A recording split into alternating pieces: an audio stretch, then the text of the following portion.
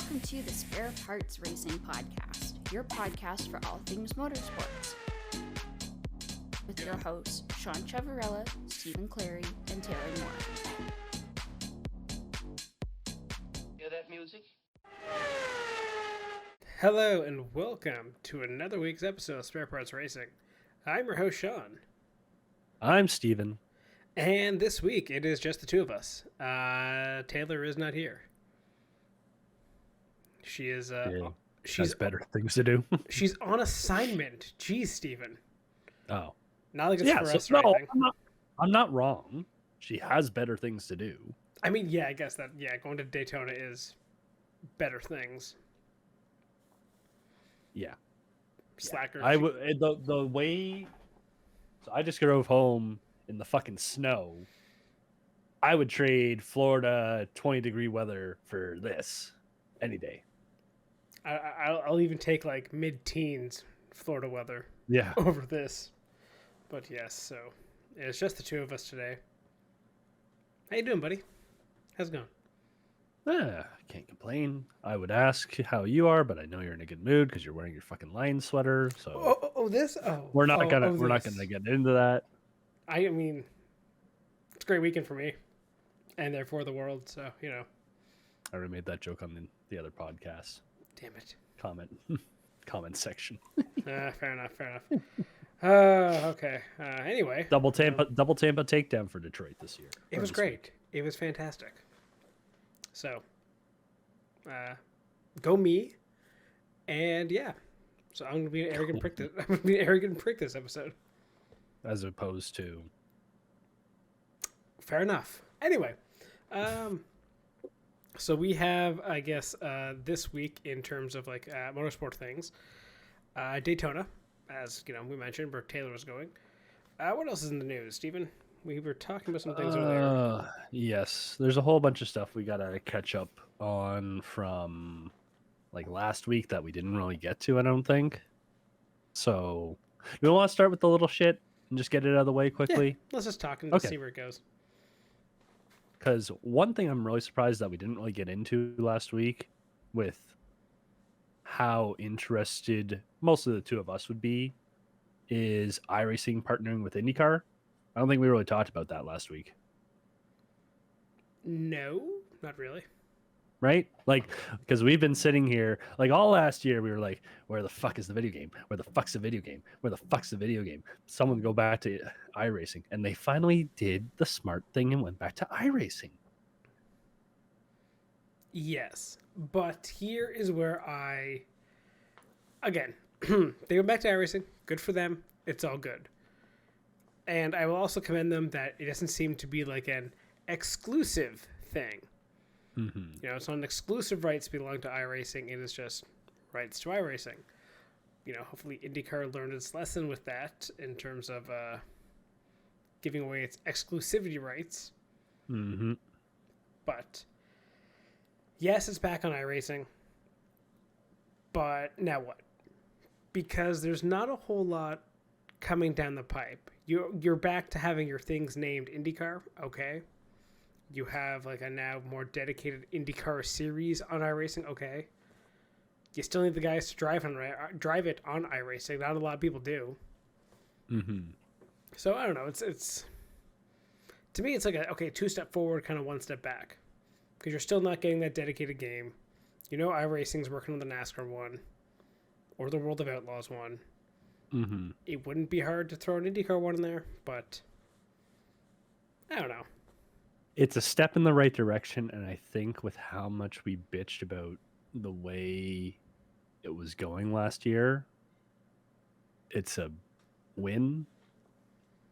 I was going to say it's a big win, but it's really just a win, right? After taking like 5 straight L's with motorsports gaming. That's the... Yeah. It's a win in the sense of like Sergio Perez finally finishing second in F1 last year, like in a race. Go. Yeah, it's like a win. There you go. There you go.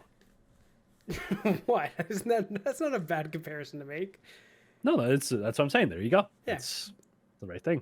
You have other sports who are clearly running away with the video game side of things, looking at you, F1. Yeah. NASCAR is finally getting back into it, and IndyCar's like, hey, we finally got there. Well, you know, you should be there, but like, good for you, I guess. Yeah. So, yeah. Good thing. Is it a make or break thing for IndyCar? No. Is it good exposure? Yes. Yes. And that's what I think that's why I'm saying it's a win, because they just really need that, like, any positive exposure right now. Yes, that's fair. So. Actually, that's one thing we didn't talk about last week either. What's that? Was Pato O'Ward's comments of like in the media. Which ones? Because there's some I'm thinking of, and I don't know if it's the same one. I'm assuming you're thinking of the one of Chasing Tail, that Pato O'Ward. Yes. Comment. Yes. No, he made some comments basically saying like, IndyCar is great. We have a great series. We have great product, but we're still missing something to draw people in. Yeah. And I think him, without saying it, was saying we need better, like, we need to be relevant. You could have the best racing in the world, yet if it's fucking crappy cars that are 40 years old that no one watches, what's the point? Or if you want, or it's Mazda MX-5 racing, the literal best, most competitive series in the world. Yep. No one watches that because what's the point? Yep. So yeah, and those were the comments I think that he made either last week or 2 weeks ago that perked my interest. You know, piqued my interest. That's the words. I mean, if you're going back to his other comments, then yeah, sure, prick your interest. No, it was just like, it was ears perked and piqued interest. That kind of got mixed There together. So go. it was perked interest. Yeah, you know, English is hard at times. Yes. So yeah, that's, I think, a very big comment from someone who is arguably one of the most popular drivers in IndyCar. A star in your sport is speaking out against how your sport is being run. But he did it in a way that isn't basically saying it's terrible, but just saying, Exactly. I would like to see more. I think we are great. Here's where we can improve. He literally, no, it's the one thing you're taught when dealing with people, like how to give was it Constructive criticism? the hamburger method or whatever. It's yes. like compliment, criticism. Yeah. That's exactly what he did. Yeah. Pato went to problem solving 101. Oh god, Yeah. is he problematic? No. I mean, the Chasing Tail comment. That was funny. And there was the one last year. Oh, do you remember the one Instagram like also? Yeah. Yeah. It was the Please, you don't think he makes a comment like that and that Instagram like isn't like reposted on 40 different channels that I see? Pato O'Ward's a horn dog. Like, yes. Good for him. But yeah. Yep.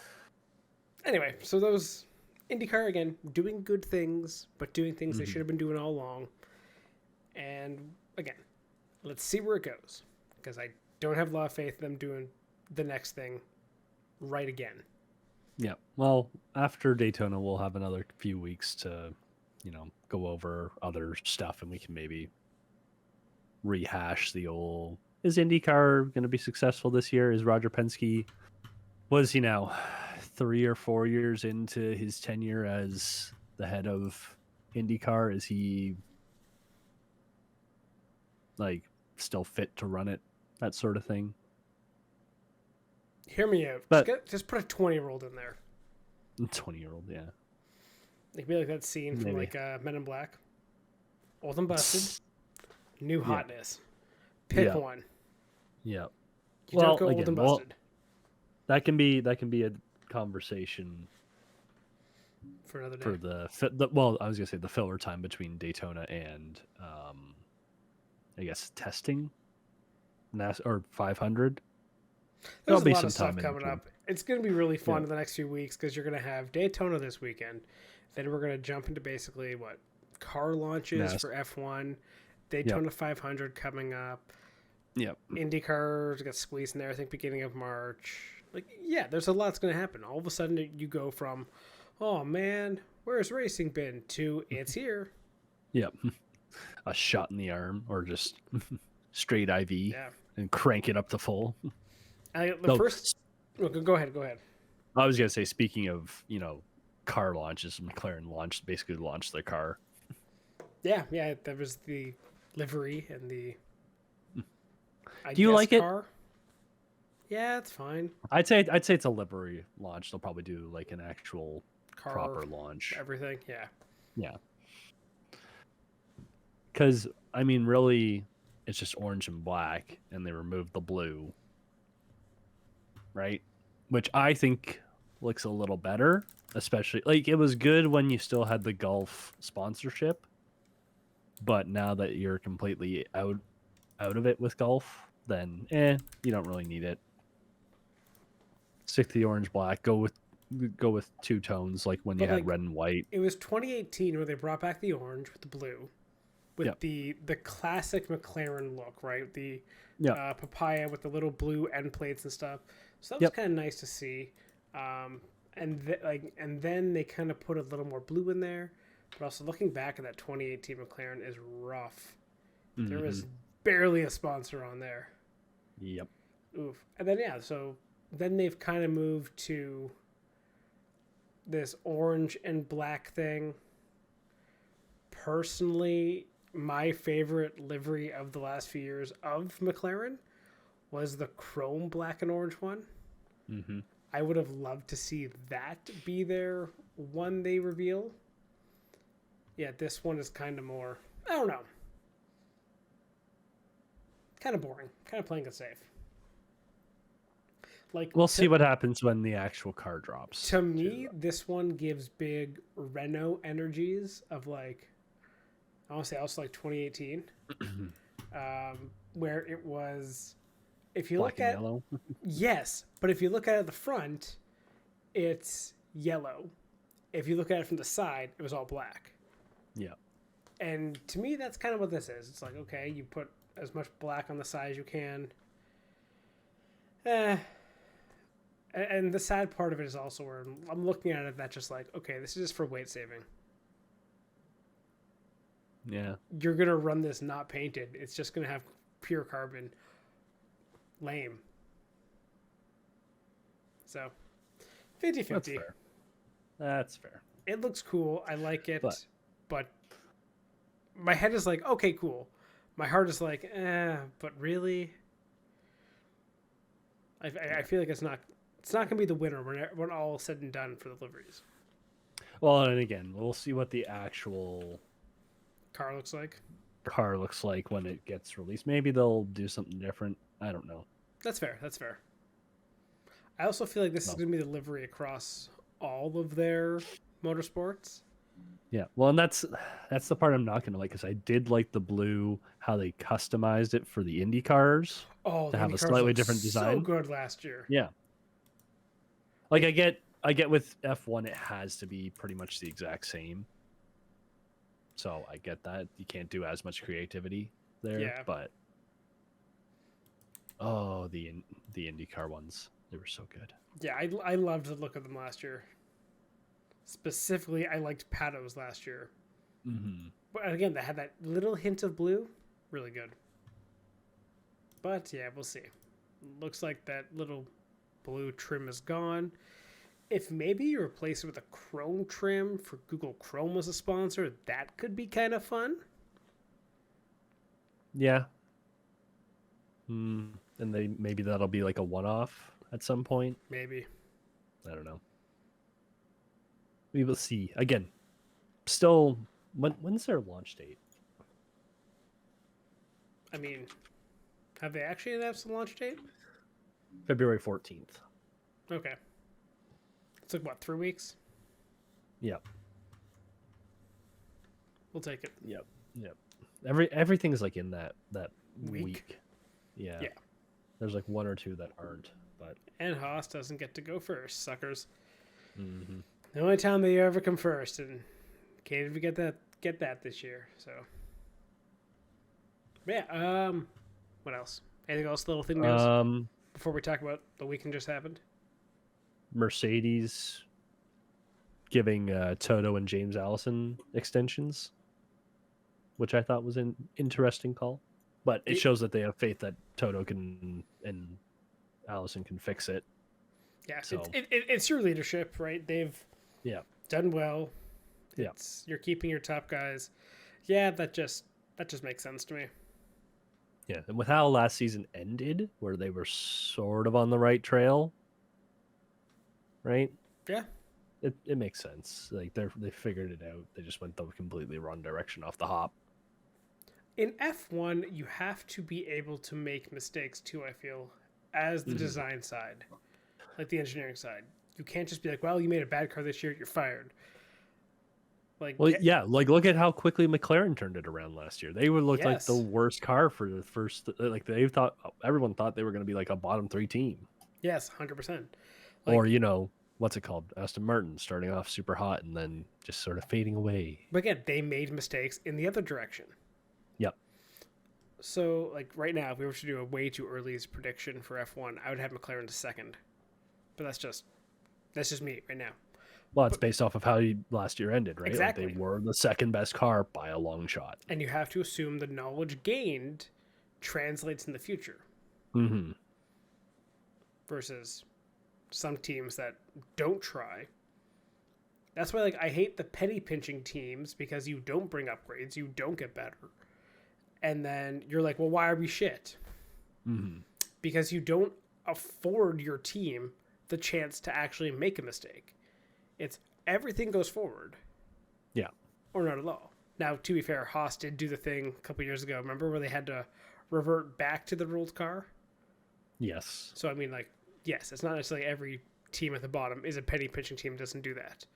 But there is, I think, more hesitancy to spend money. And now with the cost cap and stuff, you're stuck sometimes. But yeah, it's okay to make a mistake engineering-wise in F1. And this signing for Mercedes is kind of like you're backing your guys. You've brought us how many championships? You've done the work in the past. We believe you can get us out of it. So we're going to pay you and reward you for that. And hopefully you reward us with results in the future. Yeah. Just wanted to see because they put up the after Toto re-signed. I think it was Formula One that put up the graphic of the 10 years of each. Why am I count? Each of what? Each of each team. But for some reason, my fucking Instagram isn't loading the F1 account. Well, this is just thrilling audio. Yeah. So, I know. In which case, we should move on from that. Yeah. So, yeah, that's all the little news things. What do you want to do first? Daytona? Well, I think we have to talk about Daytona. First of all, because we had qualifying this weekend. Mm-hmm. And holy shit, they kind of killed it. Like, quite literally in terms of the what's the class called? LMP1? What is it? What's the top? That was it. GTP. That's it.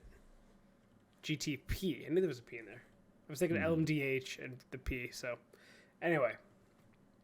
Yeah, the GTP cars, holy shit, are fast. They were... Yeah, well, they set a track record, right? Yes. A new track record for Daytona for the... for, I guess, the Prototype Series, but I don't know if anyone else has been there, so... Yes, track record? Question mark? Yes. Well, listed officially in the session as a qualifying track record. Yeah. Just don't know in terms of what category. But yeah, so you had the number 31 Cadillac from Whelen Engineering, read that wrong, as your pole sitter for the 24-hour of Daytona. Not that it really matters, because in a 24-hour race, pole means absolutely nothing. No, it doesn't. But it was good to see it, and the field's tight. Yeah, it's less than a second between the top 9 GTP cars. And one didn't qualify because it crashed earlier in the day in the prototype only, well, I guess GTP only practice session. Mm-hmm. So, Whoops. yeah. And then you had in the LMP2 class, the also most chaotic class in the world. The United Autosports got that one. That's a fun class because it's entirely one make of LMP2 of the Orcas with one Ligier. Just one. And funny enough, the Ligier is actually supposed to be really good. It's a terrible downforce car, but it's a good straight line speed car. Mm-hmm. So, listen to the commentary. They were actually kind of pegging, I guess, the Sean Creech Motorsports car, that's the Ligier one, as a potential favorite in that course or in that class, just because it's a different Ligier. I was gonna say, for the other however many cars, it's all equal machinery. We will find out who the best drivers are. Yeah, and it's a 3 second. It was a 3 second difference between pole and last in that qualifying. Over 13 cars, that's not too bad. 3 seconds? Yeah. Equal machinery? All pro drivers? Yeah. Yeah, I don't think that's very good. Like, F1 can cover 1 second. We're like, wow. But 3? Well, okay, so I'm just looking. Well, I was going to say, looks like one car only took 3 laps, so they were still 4th worst, or sub 10th. So, yeah. Yeah. I thought maybe it was just the cars at the bottom didn't get as many laps for some reason. Oh, no. Oh, no. I again, to IMSA's credit, the entire qualifying was available on YouTube to watch. Like, to watch afterwards. The greatest thing a motorsports can do is make your series accessible. Make it easy to watch, especially if you're not, like, the top dogs. Mm-hmm. I would love to see IMSA and WEC just move to an almost all streaming side of things. Make it YouTube. Make it Twitch. Get eyes on your sport. Drag the other motorsports to the streaming side of things. Just get eyes on it, and then, yeah, I could easily see sports cars taking off as a top motorsport category. I think all the building blocks are there. The only issue it has is broadcasting, getting it out. Because it's difficult to put a channel on TV for 24 hours. That's a hard block to fill. Yep. I mean, you probably could if you combined every single piece of motorsports programming, but then you'd also need like sort of like a TSN or a Sportsnet setup where you need 5 channels running at the same time just to have everything that's on live at the same time. Yeah. But even the quality of like a 24-hour broadcast is not the same quality as you get with like a prime time broadcast. You're going to miss things. There's going to be slip ups. You might as well have it be on a streaming service that's free versus like a premium channel or something like that. Mm-hmm. So I just hope they can embrace the streaming side of things, especially for endurance racing. Like, it really needs it. Yeah. But anyway, on the other side of things, in the GTD,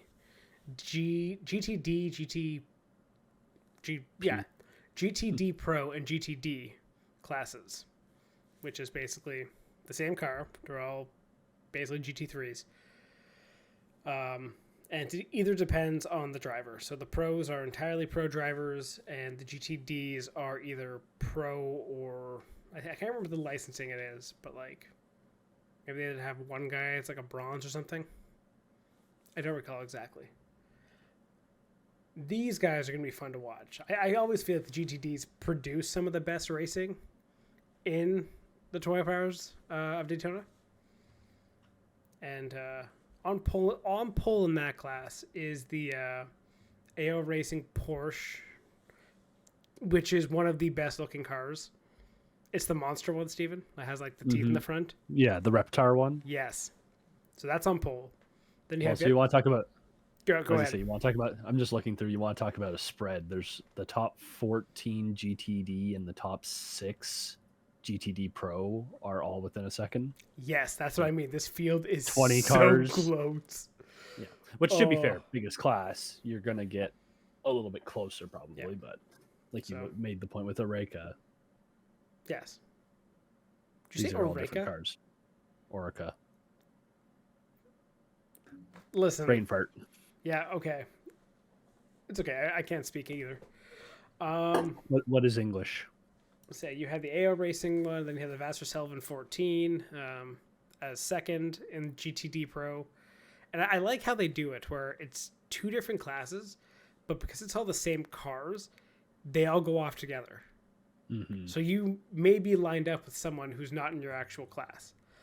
That being said, in the group of cars that will be going off, I guess, because this is like starting grid position 24, 25, 26, 27, all the way down to 50. So half your field plus 1 is GT3s. Honestly, good field. Oh shit, no, it's 59. I didn't scroll. So a third of your field, let's say, GT3s. That's fine. That should be fun. 2 classes. They're all going off at once. You have your top 2 your GTD pros, who I think are probably your favorites for actually winning that class. Then from 26th down to 30, all GTDs. Now, I'm pretty sure they were all driven by pro drivers for the qualifying, but it is going to be an immense battle amongst the GTDs and GTD pros in that class. And I think it's going to be exciting as hell. Oh, yeah. It's going to be fun. How much are we going to stay up and watch? I'm actually going to try to watch it. I'm going to try to watch a lot of it. I do love Daytona. It's a fun time. And we can see if we can see Taylor there. Well, we'll have to figure out whatever shift she's on. She's going to get the shit shifts. You know that. Being a new marshal there. Oh, she's not getting anything that's helpful. Yep. Oh, the Canadians, give him the night one. 2 a.m. to 10 a.m. I think it's 6 hours, isn't it? Is it 6 hours? I don't remember. I'm just going off an 8-hour shift. Yeah. I think it's teams of 3 rotating every 6 hours. I don't know. We can ask her when we have her on later. So yeah. I also want to shout out in terms of the qualifying. The number 12 Vassar Sullivan Lexus, who qualified P1 in GTD, Canadian, Parker Thompson, who is, I think, one of the most underrated drivers in sports cars now, or in IMSA altogether. He's now basically the team lead on that number 12 car. He was doing part-time last year for the team. Like, he's just a good damn driver. Because he basically did all... He's a guy who's, I think, had really bad luck when it comes to funding his racing as he was coming up. You know, he was able to do a lot of the USF 2000, Indy Pro. Then it kind of just hit a wall. I think he took a year off, was working... I think it was Road to Indy TV. He was working on, like, the broadcast side of things. Then he got back into it with, like, Porsche to race sports cars. Won that championship. So, like, he's a damn good driver. And, yeah. I don't have a lot of dogs in the fight anymore when it comes to motorsports. He is a guy I will still actively cheer for. Mm-hmm. He's still only 25. Jesus. Exactly. Yeah. I was gonna say he's got to be like close to, like, not that he's far off from our age, but he's still 4 years young or 3 years younger than us. Don't age me, jeez. I thought he was a lot closer to our age. I mean, he still is. A little older. No, but I thought he was like... We're still young, Steven. Shut up. Nah. No, we're not. No, we're still young. You're not even married. The only guy in our friend group that's married is me. And yet, like... Look at your hairline. It says otherwise. Ooh, that's a low blow. Or sorry, I guess lack thereof. No, it's sort of a high blow because, you know, it's going back. I got nothing to that. That's fucking funny. But yeah. So. Okay. Which car are you most excited to watch in this? Any? I feel like we both have a very cheap answer here. Okay, let's just. Do we want to do our predictions and the guys we're excited for in case it's the same kind of guy? Sure. Man,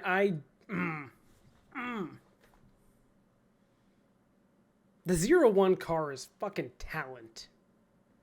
That was gonna be my pick because. But no. Here's the thing. But do I think it's the most fun team to also watch? No. If I want to see and hope they do well, it's going to be the 40. That's a weird team because you got a couple younger guys like Herta, Delatraz, Jordan Taylor, and then Jensen Button. You consider Jordan Taylor young? How old is he now? I thought he was still in the 25, 26. 32. Okay, never mind. Thank you. Yeah, I would say Jordan Taylor is one of your premier sports car drivers. Delatraz has been around for a while. Herta, talent. Jensen Button, talent. That's a fun team. / Wiley vet. Yeah. Man, well, the Wayne Taylor cars are usually up there at the end. I know, and I'm looking at the 10 team now. I'm like, fuck, that's also a really good team. Yeah, and that's an experienced team too. Hartley, Albuquerque, Taylor. Damn it. Oh, then you got Erickson and Ricky Taylor. The 7, Nazar. That's a really good.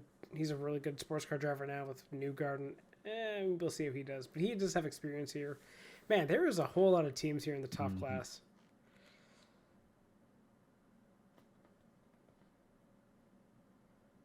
Yeah, like even the 31 is going to be interesting because they're the shortest team in terms of they're the only team that's running 3 guys. Yes. Yeah. All good guys. Yeah. But fuck, yeah. Aiken, Delaney, and Blomqvist. It's a good team. Yeah. Okay, if you're picking you're picking a top 3, who are you picking? I feel like the 01 will be up there. Not necessarily in this order. The 01, the 10, and it's tough. I kind of want to go with the 40, but I think I'm going to go with the 7. Which is funny because it's all different teams. Also, I like how you're calling it the 31. The guys who also just got pole. Yep. So, okay. Here's my thinking. I'm going to predict my winner of this race. I'm going to predict, I want to say, the 10. I will predict the 10 to be the winner. Most because Taylor, Albuquerque, Hartley, that is A-plus talent. Adding Erickson on there, great team. Honestly, probably one of the best lineups in everything. Wayne Taylor is not going to go and sweep it, though. Second place is going to be the 01. And then third place, I'll say, is either the 40 or the 7. I'll go with the 40. Because here's my thinking, okay? Daytona is also not a regular endurance race. We've seen this multiple times. The race ends with an hour to go. All the top teams are on basically the same strategy. They have an hour sprint to the finish, or an hour and a half. Then at that point, it just becomes a sprint race. Yep.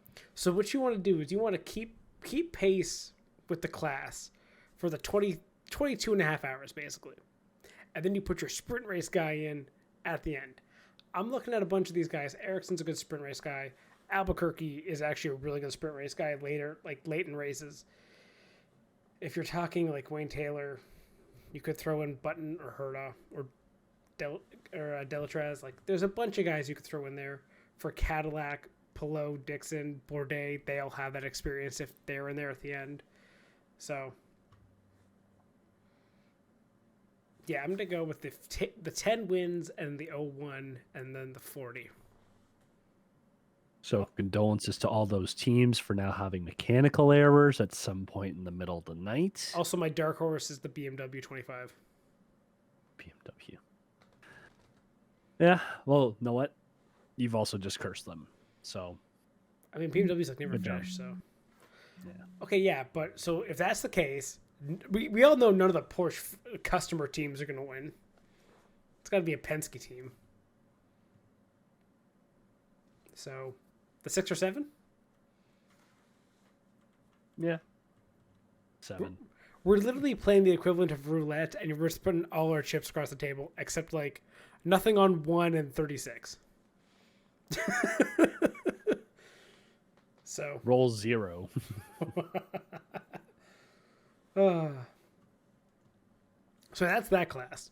LMB2. Do you want to give a 1 class winner or a top 3 again? We can do a top 3. Because this class is so damn big. Like, if we're doing 3 for the top 9, we may as well do 3 for... Let's just do top 3 for each, because that's it's fair. probably easier this way. I'm definitely thinking United is a very good team. That might be my favorite going in. The 2 car? Yeah. Yeah, probably the 2 car. You know, I might go with a 222 top 2. Hang on. We gotta go see where's Pato's Twitter page. Has he been chasing tail lately? He'll be there. He'll be there all weekend. He's got tail to chase.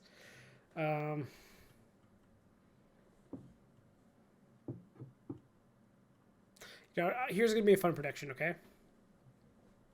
So you're gonna have in this class, you're gonna have the 2 and the 22. So 2 is gonna be first, 22 second, and I'm gonna predict the 99 of AO Racing to be third. 99. I'm just looking at the teams that I know are good. Yeah. Like Tower struggles. They have a Habsburg Racing for them, so that's kind of fun.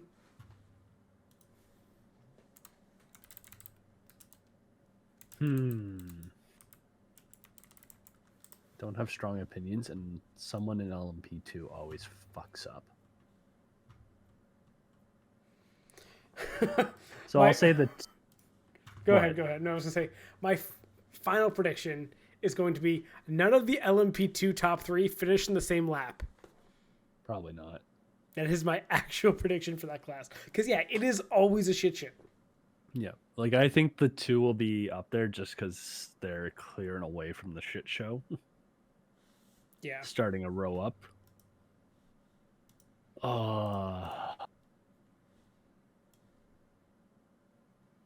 And could all go bad at any point. Let's say the 2.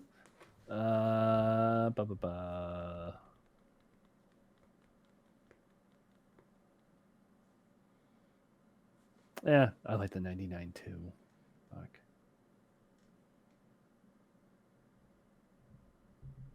Which one of you isn't gonna fuck up? I know, right? The biggest lottery is the LMP2 class. Yeah. We'll say the or I was gonna say the 04. We'll do the 74. Rally Motorsports. That's fair. Does any of this mean that they're gonna do well? No. Again, it's gonna be a shit show. So it's literally just survive in LMP2. Yes. So we see what happens. All right. GTD. So do we want to just do these together and do like a top 6? Nah. Let's go actual class. Let's stick with the class. Okay. You classist fuck. You know it. Okay. GTD Pro. I will have to give I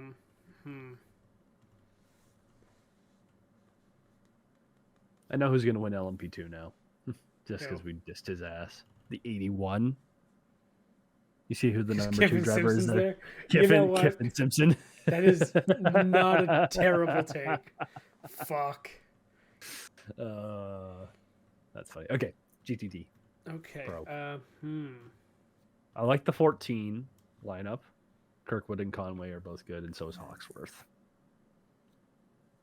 Yeah, that's a good one. Yeah, That's a good lineup. as much as I would say the 14, because I said AO is going to finish third in LMP, this is the one they're going to get their win. I'm going to say the 77 gets the goes wire to wire, gets the pole, gets the win. It's a good team, right? Yep. I also really want the 9 to do well. That's where Hinch is. Oh, they're DNFing, guarantee it. Probably. I'll say that the 14 as a 1-2, keep that battle all race, and I'm going to go with a surprise third in the 65 Ford. See the Ford Mustang gets up there with the new Dark Horse. That thing looks good. Okay. Yeah. I'll stick with my 9 pick. Is it a bit of a homer pick? Yes. Do I care? No. That's fair. Though I do also I don't hate the lineup on the 64 or the 1. So, yeah, we'll see. They're going to be GTD? all mixed in, so it's going to be really fun. Yeah. GTD 12, Master Sullivan. Yep. Tellitz, Telitz, Thompson. Thompson. That's a good line to start. Second place. Six. Ooh, so we're in agreement there, right? Second place? Yeah. Okay. Or for first place? Second place, I'm going to go with the 83. It's the Iron Dames all-women team. Okay. Let's go. I was going to say the 66. Yeah, they're almost all women team other than McClear. That's fair. That's fair. That's a good lineup. Yeah, I'm still going to go with Iron Dams. And then Okay. third, we're going to go with...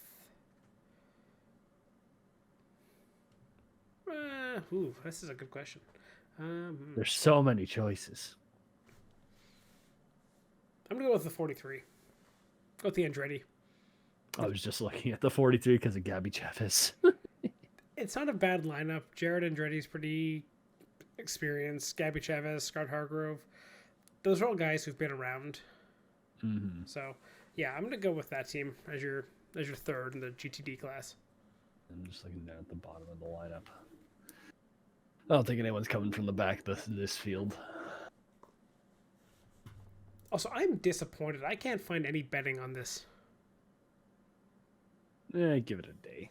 I think last year it came out on the Friday. Yeah, so just wait. But I can't remember these picks. You can listen back. That's true, I can. Anyway. Yeah, I'll go with the 43 to round out my pick too. That's fair. It's nothing else is really jumping out at me. Okay. So that are our predictions for this race? Yep, more or Fantastic. less. So, now, let's have a quick word with Taylor, who's going to give her update on what we're going to expect from the race and what she's looking forward to going down there. And then me and Steven will be back to finish us off. Hello, Taylor. Thank you for taking time out of your packing for Daytona to quickly hop on. No problem. So, what are your plans? What's happening? What is your Daytona plans? Well, we're leaving at like way too early in the morning tomorrow at like 5:30, 6 o'clock. So it's going to be early start, but yeah, we're driving down and then hopefully going to get there Wednesday and yeah, just hang out. And then we're working like Thursday, Friday, then Saturday. Don't know how long we're going to be working for, like the 24-hour race. It all depends. We all get like assigned shifts, so we shall see. Okay. From what you have talked about with the other marshals and stuff, and this being your first Rolex, are you expecting to get a shit shift, or do they try to give you good shifts so you come back? I don't know. I think Peter got like decent shifts last year, so I don't know. Like So he I'm gets the shit honestly ones this year. expecting Mhm. maybe. I'm expecting also because we're all traveling together that we're probably going to be like on similar if not the same shifts. So yeah. I don't know. I'm kind of expecting to be there to be like a day one and then like an early morning. Wow, I can't believe I'm awake for this right now. Like the Shift. like 2 a.m. to like 8 o'clock in the morning shift kind of thing. I think they're 3 hours, so it'd be like 2 to 5, which is ho- like somehow like worse. no. I think 4 to 7's the worst. Ooh. Ooh, yeah. Oh, it's also the coldest too. Oh, yeah. Well, hopefully, like I will update you guys on like what, like when I'll actually like be marshaling. So Listen, I'll let you know. I think you should definitely TikTok your day as it goes, like a day of the 24-hour as a marshal, and just Yeah, like I'll definitely do that. Make updates like, okay, yeah, race just started, doing nothing. Doing absolutely nothing. Yeah, I will definitely update and I'll definitely like make content. I will commit to that. Or like it's 3 in the morning. I've been holding this flag for the last hour because the yellow flag procedure is terrible. Just like a little wrist flick. Yeah. You're asleep in a lawn chair. I have my like mini lawn chair with me, so like I Good choice. fully anticipate like being asleep in a mini lawn chair at some point. I think we should. Okay, so next year, Steven, great idea. What's Taylor goes down to Marshall's. We go down and watch And just watch? drink. I could probably get Yeah. you guys guest passes. We can just camp in the infield. Yeah, there you go. Honestly, and like we'll find whichever she is like posted up. We just drink and get really, really belligerent. And heckle? You fucking suck. Yeah, wave that flag. No. What you're saying, Sean, that you wouldn't want to work it? Okay, yes, but I could also just like drink and like throw up over the barrier at you. Ugh. Ew, that's so nasty. So, what are you most looking forward to this? Do you have any experience from other people? You're like, ooh, I can't wait to see this, or Not really. I think honestly, the thing I'm looking forward to the most is like the smells. that Like, is I legit- That's a That's choice. such that's such a motorsport fan answer. I'm not gonna lie. But like I miss like Sean, you know, like when you're around the racetrack, like and Steven, Yes. when you guys are around the racetrack, like you just miss the smell of like burning rubber and like gas. So I think that's what I'm looking forward to the most, honestly. And to wave a flag, hopefully, a good one. Can you like fix the race for us? No, I can't. Okay, we just did our predictions, so like, Okay. if you can help, who do we say, Steven? Shit. No, I don't think we had the same pick. You had the one, or no, I had the one. Yes, you had the one. I had the. Sorry, I'm pulling up right now. I had the 10. Okay. Help the 10 win. One of the cars that has both a 0 and a 1, not just a 1, a 0 and a Okay. 1. A Whichever 0 and a one, 1. whichever one it is, let the fates decide. Yes. Just make sure those Okay. two are at the front. Okay. I will. I'm not going to fix the race. So whatever the racing gods have decided is going to be the case will be the case. Fair So good enough. luck to both of Fine, you and your fine. predictions. Do Okay, you- I'm trying to be a good marshal, okay? That's fair. That's fair. So are you staying at the track the whole time, or do you guys have like accommodations off track, or? Yeah, we're staying in like there's like 6 of us in the same RV staying like off site. So it's going to be like interesting. How close to the track though? I think it's like 10 minutes, 5 minutes, right by it. I honestly have no idea. I know Peter pointed it out to me on a map, so I think it's like close by, but it's not like on site. Interesting. That's gonna be an experience, I guess. How do you know how many marshals they need for the event? I have no idea, but I think that they're like very much, In need. yeah, like they need more people. I don't think they get enough people to actually like properly staff it. So we're always looking for new recruits. Yes, and you get to deal with, I guess, your American counterparts the first time. Oh, yes. I've heard so many good things about them. Ooh, that's go on. What have you heard? Give us a story. Them's fighting words. I have heard not great things. I have been told to go down and basically have like a superiority complex because they are not good. They are not good marshals. So we will see. I mean, you have all your teeth, so I feel like you have a one up Maybe. right there. So Maybe. okay, fine. That's gonna be interesting for you. I cannot wait for all the stories. Yes, I will be back next week with all the stories, hopefully. Okay, sounds good. Anything else, Steven? Any questions or updates from Taylor you want? Pick to win. Who's your pick to win? Is she allowed to say that if she's marshalling it? Oh no. Okay, which car do you want to see up close? At the front. Ooh, I'd say At the like front. one of the Faf McLaren cars because they look really nice. Ooh, okay. I also have one. What corner do you want to work, and what do you not want to work? Guys, I have no idea. I have not spent like 2 minutes looking at the circuit. Like I do not know you're which going corner I want to completely look blind. for. Oh, this is Completely great. blind. Oh, I think this is So fantastic. you will get like full reactions from me next week when I come back. I think this is gonna be fantastic. Okay, and I guess on that note, thank you, Taylor, for stopping by quickly. Have fun getting ready. I will. Thank you very much. I'm going to pack and watch The Bachelor, so Good job. hopefully Good job. I survive.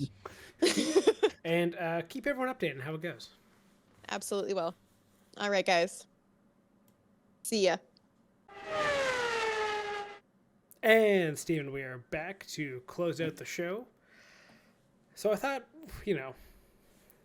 we should close this off. It's a new year. Racing season's about to start. We should do a top 5 drivers in the world, in our opinion. Ooh. We list who we believe are the actual top 5 drivers.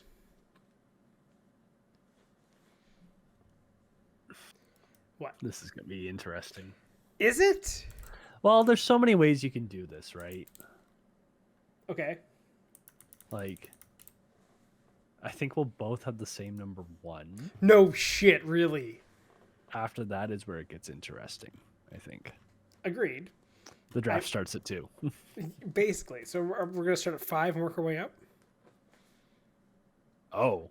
Or do you want to start at sure. 1 and work your way back? I was going to say start at 1 and work your Okay. way down. Because I think that's where you get a lot of shuffling. Fair enough. Okay. So wish I'd written on the this count down of on the count of 3, do we announce our 1? The obvious answer? Yep. Okay. 1, 2, 3. Scott Max. Dixon. What? No, 100%. Max Verstappen. Yeah. Just pure dominance. He is so good. Did you also see I think he won his split iRacing 24 Daytona? Yep. Maybe he did, maybe didn't. I actually don't know. I saw he was racing it. I assume he wins it because he wins everything he touches. I'm pretty sure they did. But yeah. My God. Glad to know we're that's the consensus 1. But he wins everything. He's great, not just in F1. He's great in every other series. If you could get Max in your car, no matter what the series is, you would. Mm-hmm. Any team. Hands down, Max is number 1. Yeah. Number 2. This is where it'll get interesting, I think. Okay. Who are you thinking here for number 2? I think it's better first, outline how you're picking. Because I have a Max, couple guys who, again, I'm thinking if I'm starting a team, fresh motorsport series, everyone's a free agent. Who do I want? And it's sort of like Andretti-esque, where you have a team everywhere, or is it just you are going one driver in one series? But again, let's go. Let's say we're Andretti. We're starting an F1 team. Okay. We can drive 2 drivers from anywhere in the world. These are the top 5 we'd pick from. Because that's sort of where I'm going, and I'm leaning in between two guys because of their versatility. And I think my number 2 right now is Pillow. Okay. Is that fair or no? I understand that. And believe me, I would 100%. He's one of the top 3 guys I'm going for number 2. Mm-hmm. I would say Hamilton. Interesting. Okay. He's still good. He's still very experienced. Yeah, they didn't get a win last year. But if you look at how that team is progressing, I would say from the shit car couldn't drive to... he's still talented. And if we're going by talent... But then, talent and experience versus, I feel like, raw skill. And with Pillow, you have that raw skill. You have the raw skill, and I think for me, you also have the versatility in how he's won 2 championships in the last 3 years. Just one, he's also extremely dominant. Yeah. Right, with how much he wins. And also, again, it's not limited to, because I think you could throw up guys on this list like Kyle Larson, Joseph Newgarden. Newgarden, you'd be picking him more as oval specialist, right? Or him or Larson. Or if you're picking Larson, it's oval/dirt specialist, right? Pillow, I think, has proven he can do it on any course. And I mean, he also has a top seat in IMSA in a top car. So that's true. That was my thinking, is he's super versatile and he can get you a win basically whatever track you're going to put him on. That was my thinking. I can agree with you. Maybe Pillow is number 2. So. It is, I feel, maybe a slight aggressive and slightly a bit of fandom there. Yes, but it's also the fact, how old is Alex Pillow? Yes.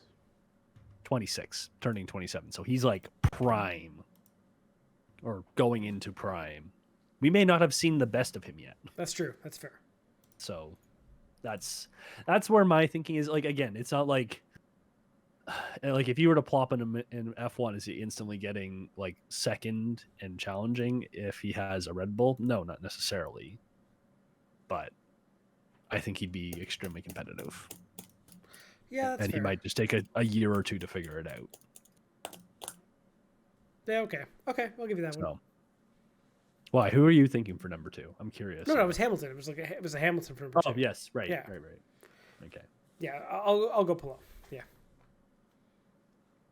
You think we can say number 3? We can go Hamilton? Yeah. That's fair. I was the other guy I was leaning towards was Scott Dixon, sort of the same mindset, but he's sort of, again, he's just older. Pillow, a little bit younger. I don't know. Yeah, I would say you get that from Dick.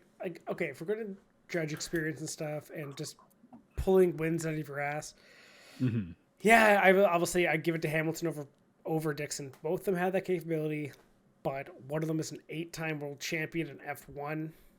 As much as Dixon champion Dixon is the best IndyCar driver of all time, but he was never given that shot in F1. He was never considered that talent. Apparently he has all the tools to do it, but was just never given that option. I would put, right now, if I'm starting a team and looking at stuff, I'm going to go with Hamilton. Also, he's still a little younger. Dixon's in his 40s now? He is 43, turning 44 this year. Jesus Christ. Yeah. That's the other thing. If you're starting a team from scratch, Dixon would be if we did, what would be fun is if we redid this when Taylor's back and we do it as a draft. Yeah, we could do that too. Right? Because that's where this gets really interesting. Do you want that team that's competitive now, or are you are you rolling the dice on maybe Herta getting better? Just I don't know, just a younger guy, but as an example. What was Dixon last year in the championship for IndyCar? Was he second? He was. Oh my God, such a long, second, and won 3 of the last 4 races. Okay, yeah, fair enough. I'm still gonna give it to Lewis. I would go to Lewis, and I don't hate the pick again personally. But like again, when you talk about these guys, it's sort of the same thing, right? Like just so dominant But, for like, so long. Yeah, and you have to think of performances and just how good are they? Mhm. Like for Lewis, is it him falling off or is he driving a tractor around the track? Yeah. And what is he doing with that equipment? He's still fucking getting in results. So, Yeah. you know what? Yeah, I'm still going to give it to... I'll give number 3 to Lewis. Yeah. Well, and so I guess just to sort of wrap up the point as well, Hamilton, like you look at how, like it's the equal performance thing. The easiest way to judge a driver's ability is how they compared to their teammate. And Hamilton was able to slap around a lot of his teammates. You know, there's the Rosbergs and some, like his early on career as well. But when he got to the peak of his career, Well, didn't he beat Russell handily last year too? I can't remember what the final point total was, to be I'm honest. pulling it up right now, to be honest. Yeah, Lewis was third. He was the best of the rest of F1. You cannot deny him being still that good. Yeah, I'm definitely going to say 60-point gap yeah. to Russell. So, and like again, he didn't finish off the season particularly well, but his consistency with not a good car.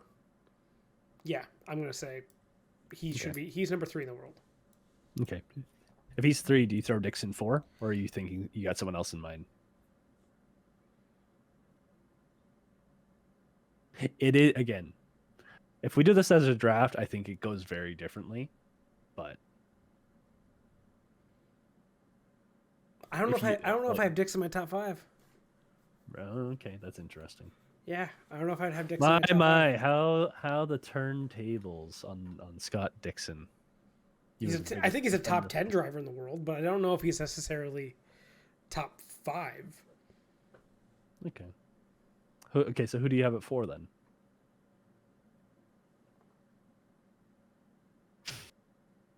Leclerc.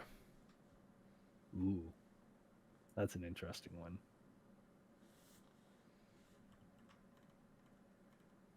State your reasoning. How many pole positions did he have last year?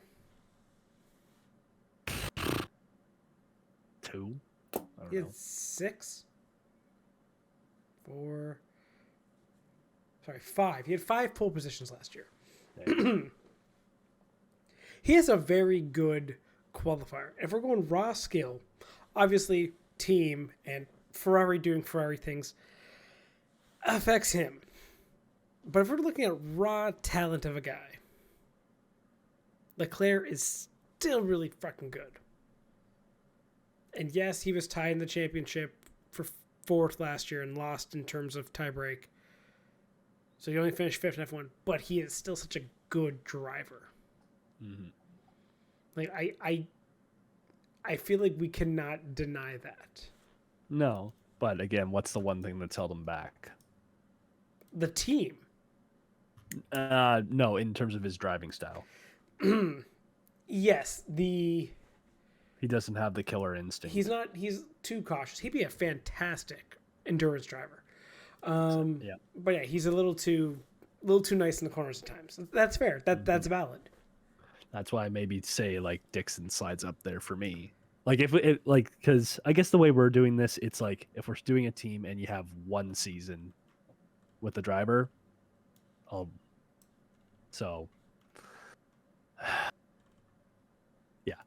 100% at some point this year doing a draft with this.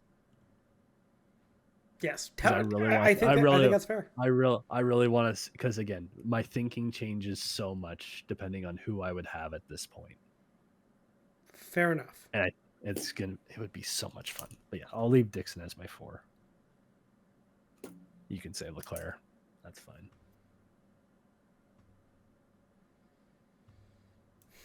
All right, 5.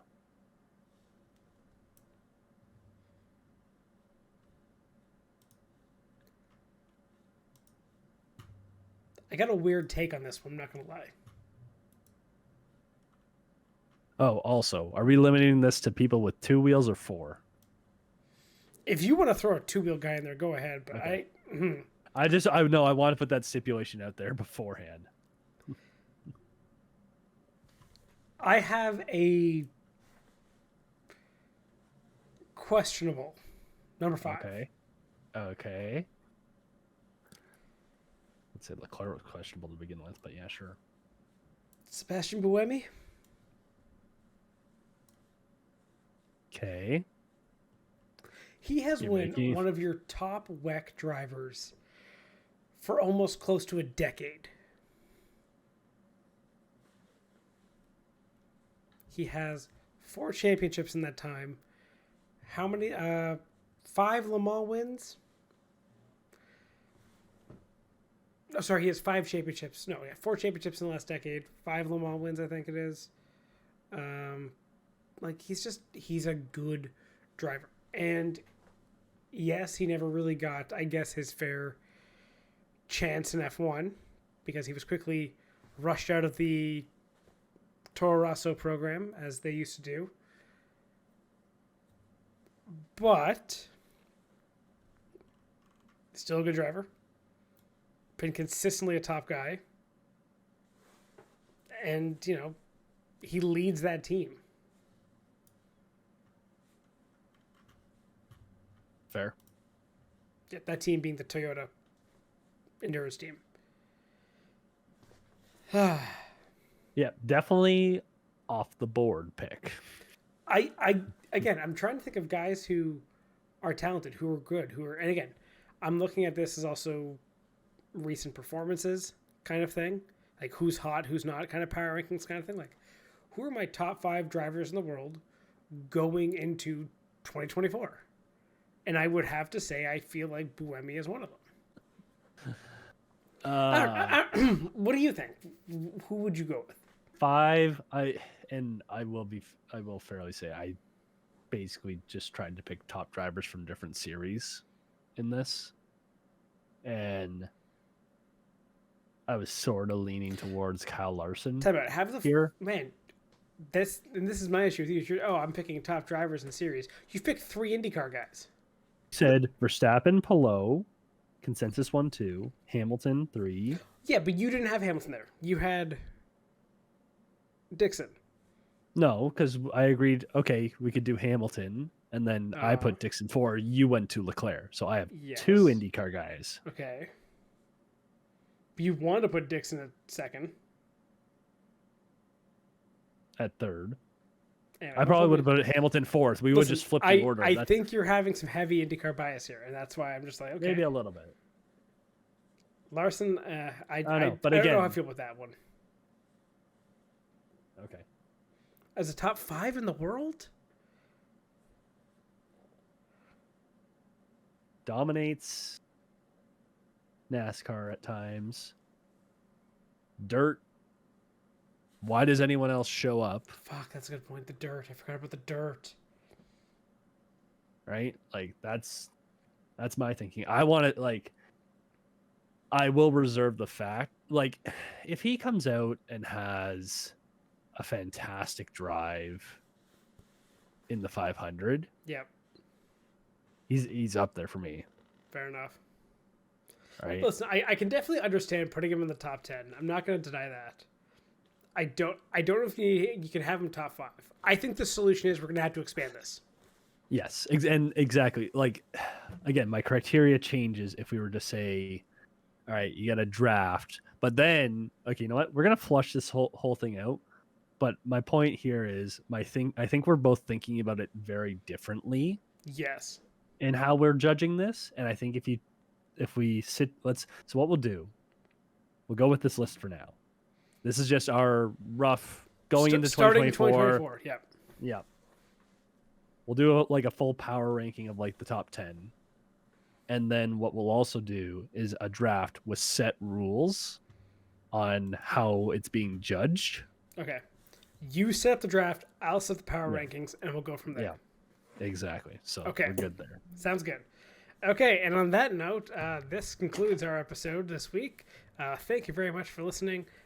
Please, if you feel like it, subscribe or like us or whatever the app you're listening on, give us a rating. And we'll be back next week. Thank you and goodbye. Thank you for tuning in to the Spare Parts Racing Podcast. Remember to subscribe so you don't miss an episode, and follow the show on Twitter at Spare Parts Racing. That's Spare Parts RACIN, and on TikTok at Spare Parts Pod. Follow the hosts at Sean Chavarella, at Stephen Clary, and at Tay Moore.